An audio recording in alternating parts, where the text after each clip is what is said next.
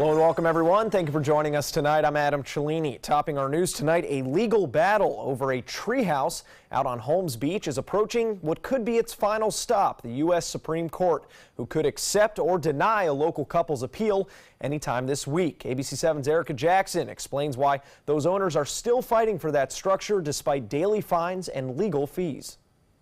One Holmes Beach couple spent $30,000 to build this treehouse and will have to dish out 5 times that amount in legal fees. I just found the tree itself fascinating. Richard Hazen and his wife Lynn Tran live in paradise, but say their real sanctuary is 18 feet above the ground.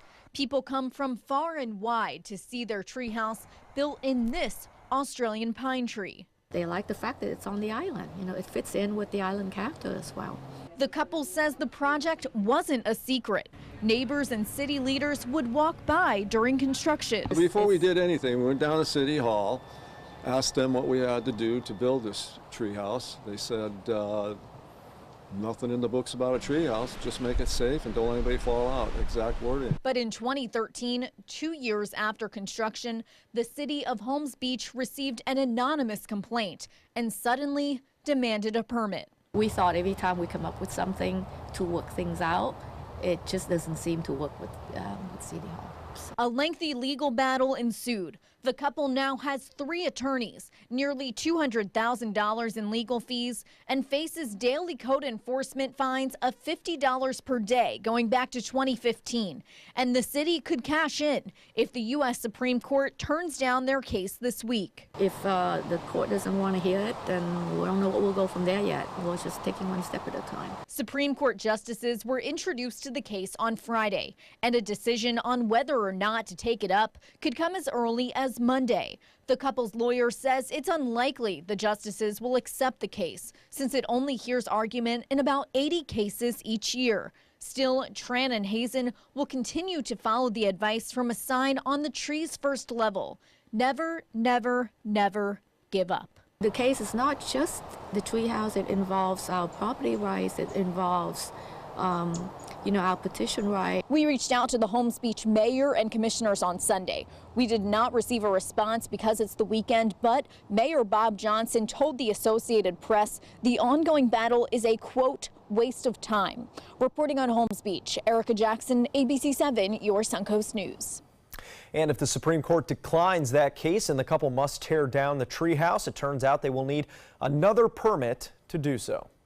Well, now we move on to another battle that has landed at the Supreme Court, the decades-old water fight between Florida and Georgia. Justices on Monday will hear Florida's complaint that Georgia has reduced the flow of the Apalachicola River that runs from the state line to the Apalachicola Bay and the nearby Gulf of Mexico. The decrease in fresh water flowing into the bay decimating the area's once thriving oyster industry. Florida is looking to the High Court to cut Georgia's use of water, while Georgia says the Sunshine State hasn't proved that it would benefit from any cuts imposed on Georgia. The infamous bomb cyclone was bad enough for those on land, but how about those at sea? ABC's Eva Pilgrim brings us reports from a cruise ship who says their vacation trip took them right into the storm. Tonight, some passengers demanding answers after their vacation nightmare. Their cruise ship sailed right into the path of that powerful bomb cyclone as it slammed the East Coast with snow and whipping winds. We couldn't even imagine how horrible it was. The Norwegian breakaway left port in the Bahamas Tuesday with about 4,000 people on board. By Wednesday, this is what passengers were facing. The wind howling, powerful gusts and huge waves rocking the ship, some water pouring in. You never want to be on a cruise ship and the water is coming out to the boat. Norwegian apologized to guests, saying the ship encountered stronger than forecasted weather conditions. But meteorologists were predicting hurricane-force winds when the ship took off from the Bahamas on Tuesday. All the way up the coast, Charleston and Wilmington included there. It's an ocean storm. Inside the ship, anything not tied down tossed back and forth. The ship finally making it to New York on Friday. The arrival delayed several hours. Norwegian says the ship's captain adjusted the speed and itinerary in order to maintain the safest possible route. Eva Pilgrim, ABC News, New York.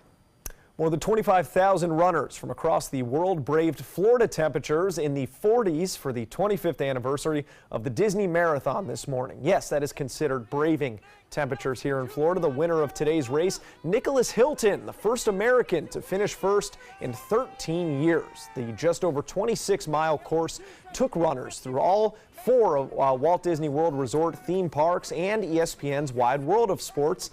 Hilton says Disney holds a special place in his heart. That's because 1 year ago, he proposed to his now wife on the rooftop of their contemporary hotel. So it all comes full circle. Well, look out, morning commuters. The roads and sidewalks here in town will be a little busier tomorrow morning. That's because Monday marks the first day back from winter break for both Sarasota and Manatee County students, which may be a nice relief for parents. And in case you're wondering, the next big break won't come until March. That'll be spring break. And we head over to Wendy Ross now for a check on our first alert weather forecast. And Wendy, how's it looking out there? It looks pretty good. We still are looking at fair skies around the area. We've had the winds coming in out of the east over the last couple of hours. East-northeasterly winds are what we're getting. A little bit of cloud cover now covering portions of Hillsborough and Pinellas counties. But our area is not going to see the clouds coming on in until a lot later tonight. So beginning at around 3 o'clock in the morning is when we're likely to get some of those clouds coming on through. And then we're going to be getting the rain coming as well. So we've got a changeable forecast coming on up. We're expecting increasing cloudiness after about 2 o'clock this morning. Temperatures are going to be dropping down into the low 50s, but I want to point out that this is about a 10 to 13 degree warm up from last night's lows, and we're going to still see a possibility of rain in our forecast over the next couple of days, and we'll be talking about that as well. Right now we're getting some showers along the east coast of Florida. Some of those are trying to make their way over to the west coast, but right now we don't have any rain, but we do have some clouds on the way, and rain is also in our forecast. Adam? All right, thank you, Wendy. Today, the Florida Air National Guard deployed 16 members for a 10-day mission down to Puerto Rico. The trip is the Guard's final mission to the island after a powerful and deadly Hurricane Maria hit in September. Florida Governor Rick Scott attending that deployment today, saying technical aid will continue to the island and help will be given to those taking refuge here in the state. So far, over 297,000 people have entered Florida through Miami International Airport, Orlando International Airport, and Port Everglades. Well, the Florida legislature could wind up spending the next 2 months in yet another round of budget battles. Florida legislators will kick off their annual session on Tuesday. More money is coming in, but lawmakers will be grappling with the costs of hurricane recovery and preparations for the next storm season. Plus, another potential problem is that money for the state's Children's Health Insurance Program, or CHIP, could run out in March if Congress doesn't authorize additional federal funding. Well, flu season is spiking early and striking hard. Let's take a look at, take a look at this. Nearly every state in the country reporting widespread flu activity. According to state health officials, 27 people younger than the age of 65 have died from the virus so far this season. That is compared to just 4 last season. Nationwide, there are already more than 41,000 cases confirmed, which is more than twice as many as this time last year. If you are sick and think it might be the flu, doctors are offering this advice. If the fever persists and you're not able to control it, you're weak and fatigued, and you're not able to keep fluids down, then you probably need to be evaluated. Now, doctors say it is not too late to get a flu shot, but health officials say it's only about 30% effective against the most powerful flu strains. Well, it's been a $1 billion lottery weekend. A lone Powerball ticket has been sold in New Hampshire, matching all 6 numbers, and will claim a $559.7 million jackpot. Came one day after a Mega Millions ticket was sold in the Tampa Bay area worth $450 million. Since Reed's Ferry Market opened this morning, dozens of excited regulars have stopped by the small New Hampshire convenience store that sold that winning ticket to congratulate the owner and chat about that win. First, I started with myself. At first, I thought my store is having an emergency, like a frozen pipe or a fire or something. When I get the phone call at 5 a.m., I've been told that we sold the winning lottery ticket. And I printed again. That's not. Can you look again at the ticket? And sure enough, it was. The store will be receiving a $75,000 bonus for selling that winning ticket. We'll still come here on ABC 7. The Golden Globes are less about the stars tonight and more about the collective message that the stars are sending. Plus, the deep freeze may be thawing, but at one major airport, the troubles are only beginning. This is the story of a boy who is very sensitive to lights and sounds. So he built secret hiding places where nothing could get in. The boy didn't like looking people in the eye. It made him feel uncomfortable. One day, he found out he had something called autism. His family got him help, and slowly, he learned how to live with it better. Early intervention can make a lifetime of difference. Learn the signs at autismspeaks.org. Designers do it with style. Tell me what's going on here. Why, you don't like my hair? The Mark and Mandy Show. In-depth design ideas. What is up with the tuck tape here? Let's cover it up. Amazing beauty and fashion tips. So Halle Berry has amazing skin. Her secret is coffee grounds. No. Delicious recipes. Today, I'm going to show you a special dish that is sure to please that special someone in your life. Watch The Mark and Mandy Show right here on your favorite channel. Want the latest weather and traffic conditions wherever you go? Introducing ABC 7's revolutionary new First Alert weather app. With our state-of-the-art new weather app, you get up-to-the-minute weather alerts, interactive radar maps, current conditions, 10-day forecasts, real-time traffic maps, and weather video from ABC 7, all at your fingertips. And it's free. Just search Suncoast WX in the App Store and download onto all your devices today. Sponsored by Mr. Sparky.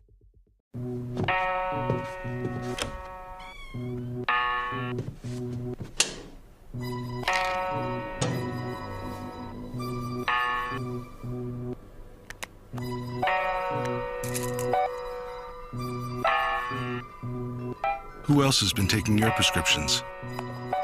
Keep your medicine and your family safe and secure. Mind your meds. To learn how we can help, visit the Partnership for Drug-Free Kids at drugfree.org. Florida Studio Theater presents the 8-time Tony Award winner Once, held over by popular demand. Captivating and breathtaking, Once is an unforgettable story about going for your dreams and the power of music to connect us all. Critics are calling Once engaging and heartwarming, outstanding, and a flawless production. Audiences are calling it phenomenal and better than Broadway. Once must close January 19th. Tickets can be purchased by calling 941-366-9000 or by visiting floridastudio.theater.org. Check out My Suncoast Dining on mysuncoast.com, your guide to the foodie lifestyle. ABC 7's own Chef Judy serves up her favorite recipes, cooking tips and trends, dining blog, step-by-step videos, and Suncoast Restaurant Guide. You'll find it all at mysuncoast.com/dining. Tonight's Golden Globe Awards making headlines for a different reason than usual. Nominees and presenters dressing in all black to show solidarity against sexual harassment and inequality. This comes after more than 300 of entertainment's biggest names signed an open letter saying, quote, "Time's up," all in response to the string of sexual assault allegations that have rocked the industry lately, ignited by dozens of accusations against film mogul Harvey Weinstein. I think it's the right time, the right place. The momentum is building. It's a total message of solidarity, support, community. Many of the nominees tonight also bringing along activists to once again further that conversation. Well, the dangerous cold and a new crisis at one of America's busiest airports. A pipe inside New York's JFK airport bursting, leaving up to 3 inches of standing water inside the terminal. This new emergency coming at a critical moment as passengers are already stranded as the airlines attempt to catch up in the wake of that massive snowstorm. ABC's Ariel Reshef reports officials are already warning that travel tomorrow could face major disruptions. Tonight, a meltdown at New York's busiest airport. A water main break in the main international terminal, diverting arrivals. International arrivals at the main terminal suspended. The FAA saying the situation will last at least 6 hours. Thousands affected. This after that massive snowstorm already crippled air travel. Inside the airport, the terminal's packed, a sea of stacked luggage. Weary travelers waiting for hours to claim their bags. The baggage operations were severely compromised, and it is the obligation of the airlines to restore the baggage to their customers. All of this adding to the misery for passengers like Lily, trying to travel to China since Friday. It is like the Hunger Games over here. She was first delayed by the bomb cyclone. Then her plane collided with another plane on the tarmac. Now she's desperately trying to rebook. You can't get rebooked. It's like fighting for seats. You gotta get to the desk. You gotta get there first. Flights from JFK being diverted to Detroit, Atlanta, and Boston, where these crews battled negative 20-degree wind chills after a dangerous firefight left an entire block frozen and at least 14 people displaced. In Philadelphia, a bursting pipe turning parts of this expressway into an ice rink. And a nearly frozen Lake Michigan in Chicago, where residents are hoping for a break from the Arctic blast. Wendy Ross joins us again with another First Alert weather forecast. And Wendy, things are bad out there. They're bad. They're bad, but they're going to get better. Things are moderating. Even across the eastern part of the country and the middle Atlantic, we are going to start to see some moderation. So that's good because it has been brutal over a large part of the nation. We've had our own troubles here, not as bad, of course, as what we're seeing up north, but we're going to be seeing some changes in our forecast over the next couple of days. You're going to feel the difference. We've got increasing clouds beginning now, and temperatures are going to start to warm up, and our rain chances are going to come in beginning Monday evening and continuing all the way through Wednesday. Today we had a high of 69 degrees. We had a chilly overnight low of 40 degrees. Normally we're 52 and 71, and we're going to get back to more these temperatures over the next couple of days. In fact, it's going to be warmer than normal over the next couple of days. 55 degrees right now. Our dew point is at 46 degrees. Humidity at 72%, and that humidity and the dew points are all going to start to rise over the next couple of days, bringing about some more moisture into the picture. Winds coming in out of the east at around 10 miles per hour. So over the next several hours, we're going to continue to see these clouds coming on in, and that's going to help to bring about this moisture that we're talking about. You can see we have very dry conditions situated across central Florida, all of that moving off towards the east, central and south Florida, and now the moisture is starting to come in. That's depicted in the blues that you're seeing moving across the screen. Already beginning to affect parts of northern Florida, and now central Florida is going to start to feel it, and this is what's happening in the upper levels of the atmosphere. So we are going to start to see this moisture coming on in, and this will help to bring about better chances for rain. We're already seeing it along the east coast. So the showers are starting to form along the east coast. They have been throughout the day as we're starting to get those winds coming in more out of the east, northeast. That's where they're developing right now. And then we're getting a low pressure system out here in the Gulf of Mexico, and that's going to help to bring in some additional showers for us. Right now we're starting to see those clouds. They're starting to make an impact across the region. But what we've got is a low pressure area that's developing, and it's going to be moving across the northern Gulf of Mexico, and that's going to help to bring in the showers that we're going to be seeing for Tuesday and Wednesday.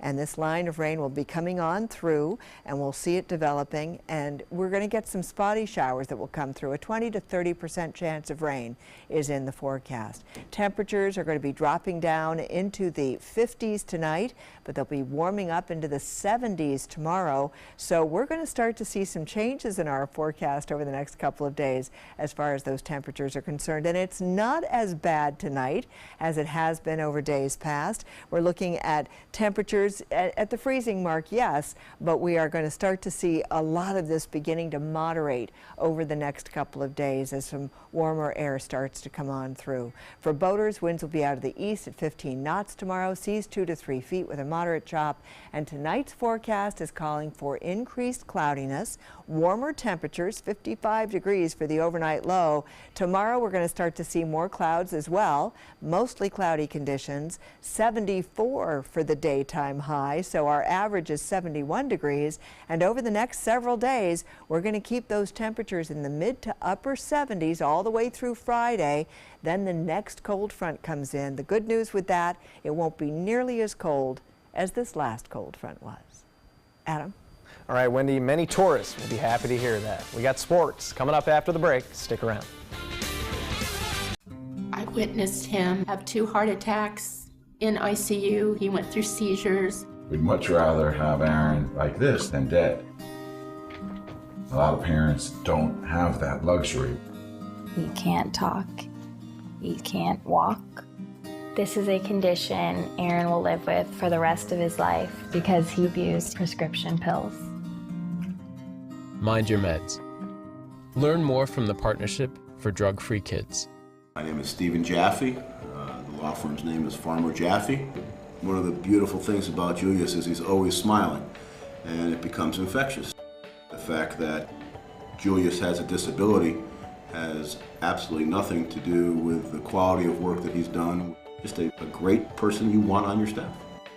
Hi, this is Dan Marino. When your business recruits people with disabilities, everybody wins. To find out how, go to disabilitieswork.employflorida.com. My life motto is keep moving. And as hard as it was when my husband passed away, I knew I had to keep doing what I love. Oops, coming. But I needed help with my insurance, and that's what the NAIC provides.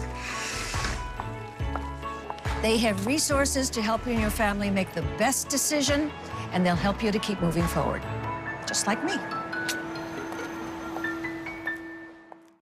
Hi, I'm Janelle Hale, founder and CEO of the National Breast Cancer Foundation. No one should face breast cancer alone. When I was diagnosed 36 years ago, there was no internet, and I had to make a decision with little information. Early detection saved my life. It could save yours too. To learn what every woman needs to know about breast cancer, visit nbcf.org/hope. I'll be right back.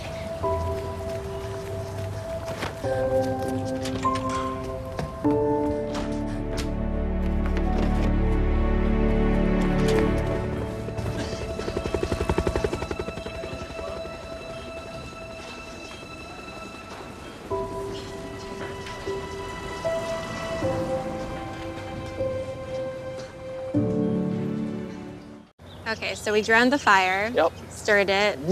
Drowned it again. And now just feel if it's cold. Yeah. Cool.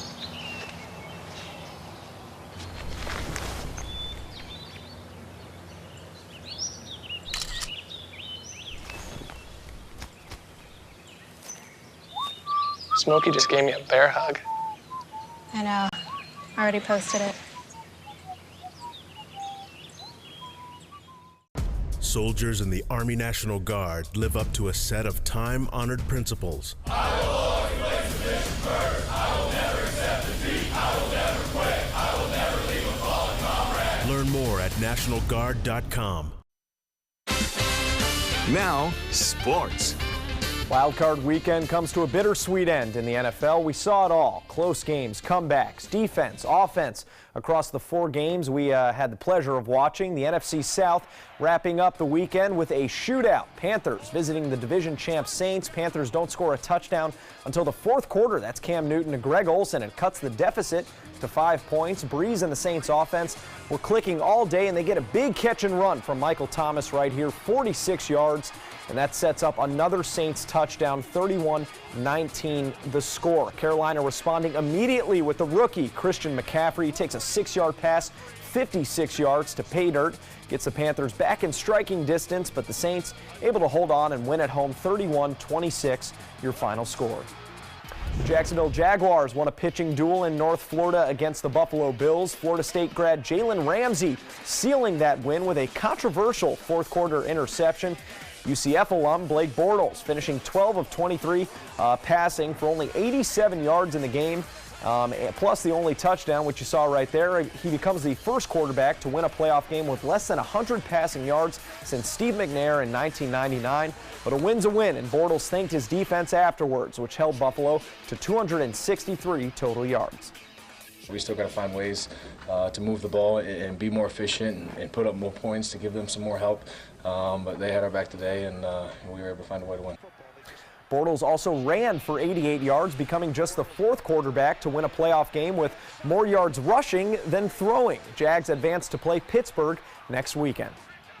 The Lightning have lost 2 straight on the road, playing their 2nd game in as many nights tonight in Detroit. First period, Dan Girardi making that look easy. A tap in on the pass from Vladislav Nemesnikov. Second period, Bolts up 2-1. Yanni Gourde going to find a loose puck and tap it in for the Gordie Howe hat trick. A fight, assist, and goal all in one night and in the house that Gordie built. Bolts get back to their winning ways. They beat the Red Wings 5-2, their 10th straight win against Detroit in the regular season. More to come here on ABC 7. Stay with us. There's nothing like this trail in Alabama. It just goes from the northern part of the state to the southern part of the state. We see all kind of different terrains, great value, great fun. We've been coming for 18 years. We started off with a group of 8, grew to 12, and grew to 16. And we love it because where else can you get world-class golf courses with world-class accommodations? To be able to play these type of courses in this environment, and the difficulty keeps us coming back over and over and over again. Thanks to all of you who participated in ABC7's Paris Vacation Giveaway Contest. Join us as we congratulate our grand prize winner, Heather Caston of Bradenton. She and her husband, Clint, are going on an amazing 6-night dream vacation for 2 to Paris, the most romantic city in the world. Thank you, ABC7. We're going to Paris. Congratulations, Heather and Clint. We hope you have the trip of your lives. ABC7, we're here for you. Don't allow your weight to threaten your health or control your future. Excess weight or obesity can cause emotional and physical health risks. But you can take control. The Your Weight Matters campaign offers free resources and tips to help you measure and understand your weight. Take the Your Weight Matters Challenge. The free toolkit prepares you to speak with a healthcare provider about your weight. Your weight does matter. Take the challenge and take control today. Mark Zupan, part of the U.S. Paralympic rugby team. In my game, movement is everything. I get frustrated when my move is blocked, especially when that guy has no right to be there, even just for a minute.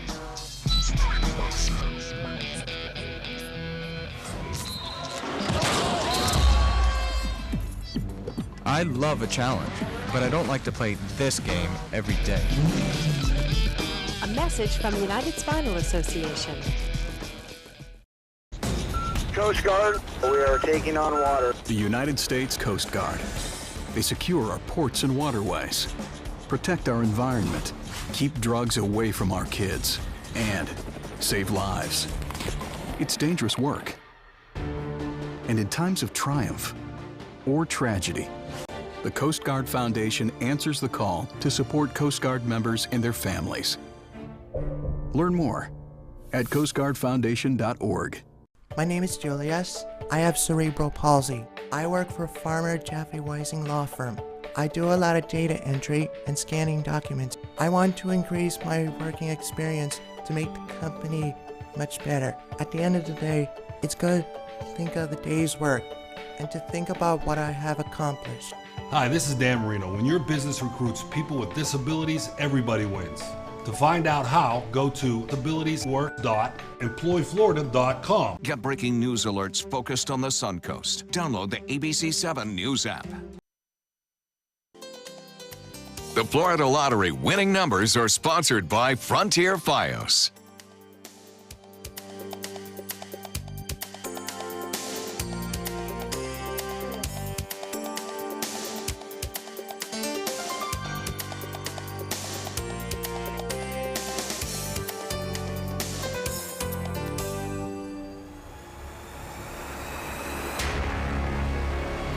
Jumanji, Welcome to the Jungle, topping the weekend box office domestically, bringing in an estimated $36 million. But so far worldwide, Jumanji has topped $500 million. The thriller film Insidious, The Last Key, coming in at number 2 in its first week with $30 million.